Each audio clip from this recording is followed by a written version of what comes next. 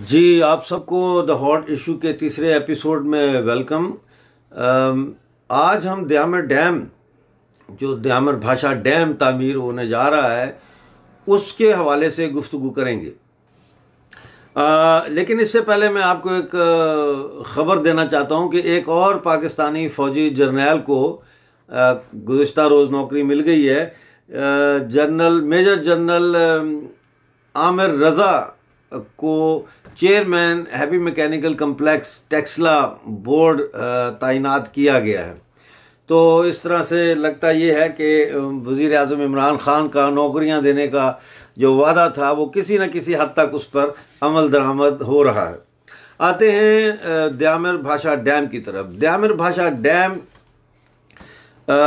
दुनिया का सबसे ज़्यादा बुलंदी पर बनने वाला डैम है और इसमें एक ख़ास किस्म का सीमेंट मटेरियल इस्तेमाल होता है जो उसको मुंजमद करके रखता है, जोड़ के रखता है डैम की जो स्ट्रक्चर है उसको। और ख़्याल किया जाता है कि ये स्ट्रक्चर जो है डैम का, ये आने वाले 100 साल तक इसी तरह से कायम व दायम रहेगा। सवाल ये है कि द्यामर डैम के मनफी असरात जो है उनके ऊपर बहस नहीं की जा रही।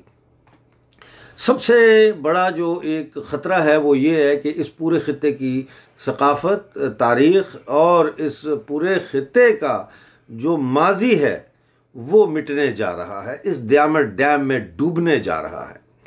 आप इस बात से अंदाज़ा लगाइए कि द्यामर के इलाके में और जो दरियाए सिंध की पट्टी है, हिंदू कुश और अपर कराकोरम से लेकर द्यामर तक, यहाँ पर तकरीबन 50,000 रॉक कार्विंग्स हैं, एंशंट रॉक कार्विंग्स, यानी कि चट्टानों के ऊपर जो कुंदाकारी की जाती है, जो आर्ट होता है चट्टानों के ऊपर। और इनकी उम्र जो है वो 20 से 10,000 साल पुरानी बताई जाती है। इसी तरह से 3,600 से ज़्यादा इंस्क्रिप्शंस हैं, यानी ऐसी तहरीरें हैं जिनको अभी हमारे जो आर्कियोलॉजिस्ट्स हैं वो समझने की कोशिश कर रहे हैं। Akshay, thank you, please share करें दोस्तों के साथ, औरों को भी बुलाएं। तो ये जो इंस्क्रिप्शंस हैं इनके ऊपर रिसर्च हो रही है। जर्मनी ने बाकायदा, देखें आप, जर्मनी ने बाकायदा इक्विपमेंट भेजा था जिसने इन रॉक कार्विंग्स की 3D स्कैनिंग की है और उसके प्रिंट निकाले हैं, ताकि ये तो तबाह कर देंगे शायद पाकिस्तान वाले और चीन वाले इन इंस्क्रिप्शंस और रॉक कार्विंग्स को, लेकिन कम अज़ कम जो है जर्मन जो है म्यूज़ियम्स में इनकी जो है तस्वीर हम रखें ताकि हम इन तस्वीर को प्रिजर्व कर सकें। ये जो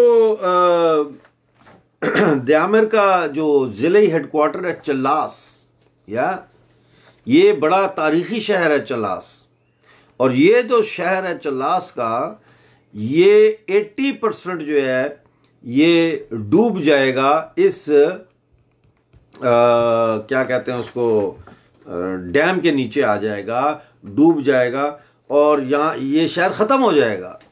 तो जब शहर ख़त्म होता है तो उसके साथ उस शहर की तारीख़, उस शहर की सकाफ़त, लोग बिखर जाते हैं, तो वो कम्युनिटी पूरी तबाह हो जाती है।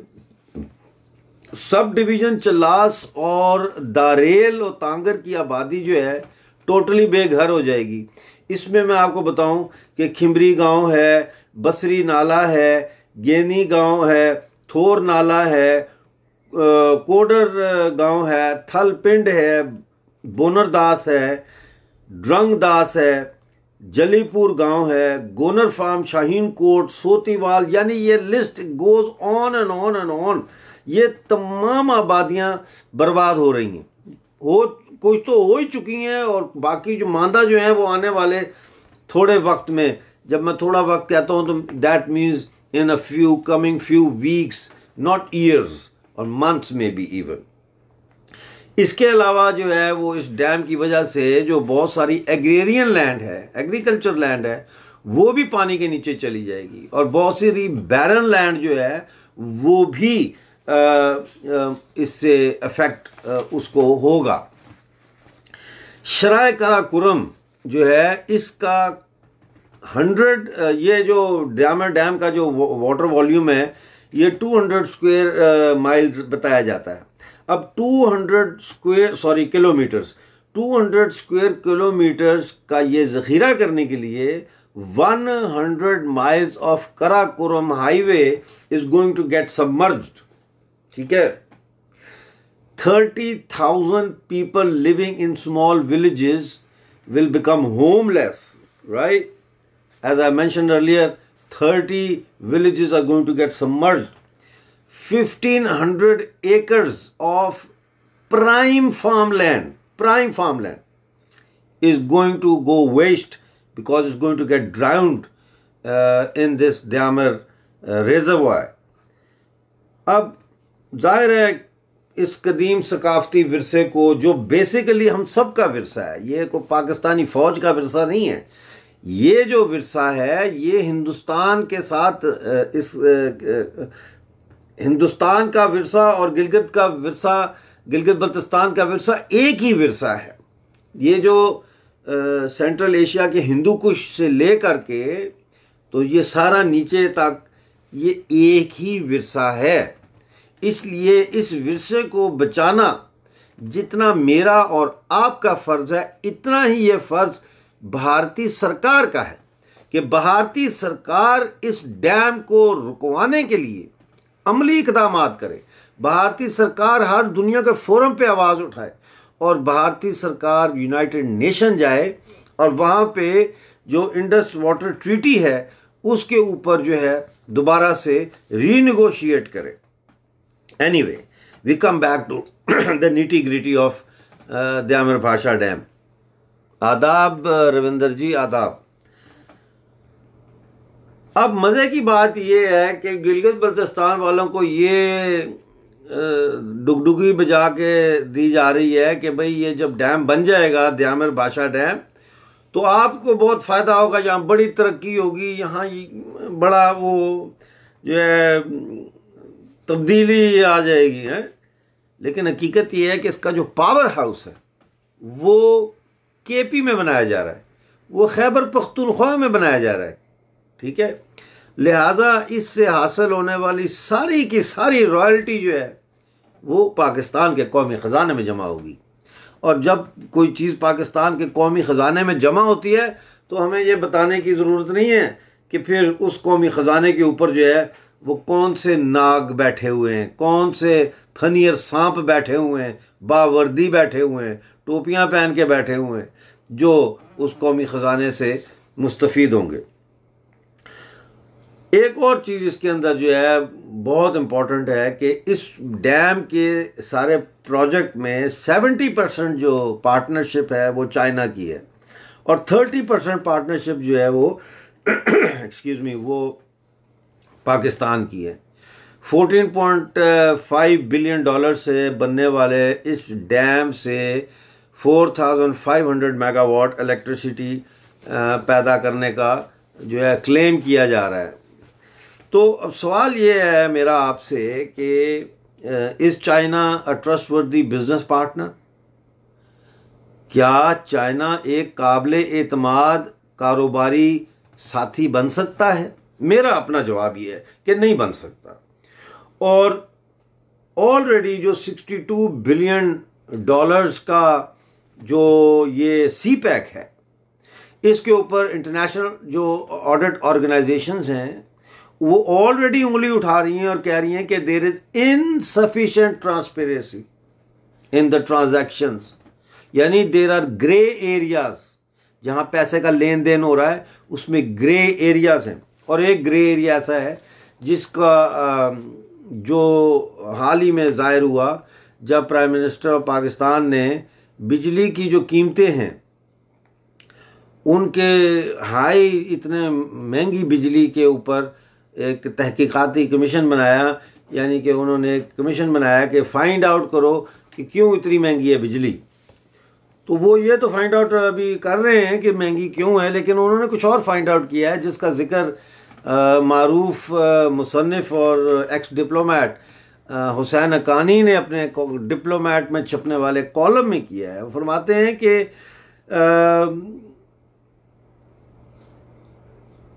इस कमेटी ने तहकीक की और उस तहकीक के दौरान उन्होंने चाइना की पाकिस्तान के अंदर जो पावर एंड एनर्जी सेक्टर में करप्शन है उसके ऊपर से लिड उठाया है।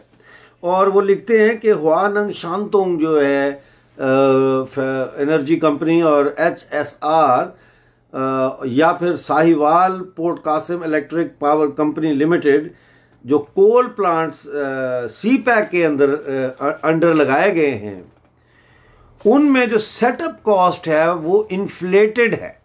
यानी कि जो आप जब कोई जगह कोई चीज़ बनाते हैं तो उसकी एक सेटअप कॉस्ट होती है।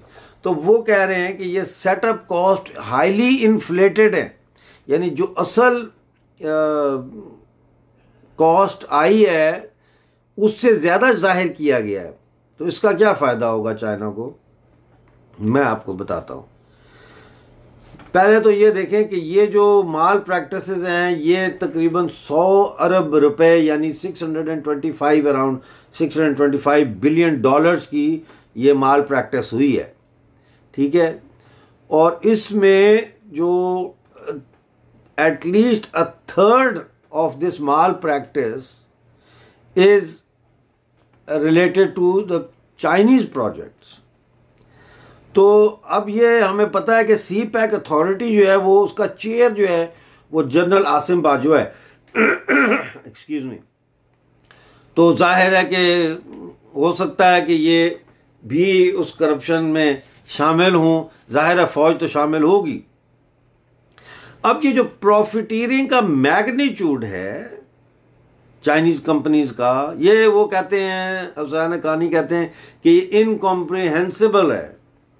वो कहते हैं कि 2 प्रोजेक्ट जो एग्जामिन किए हैं करप्शन की कमेटी ने वो वर्थ 3.8 बिलियन डॉलर्स है, लेकिन कमेटी ने ये फाइंड किया कि 3 बिलियन डॉलर की आज के करंट रेट के मुताबिक 3 बिलियन डॉलर की ओवर पेमेंट्स की गई हैं।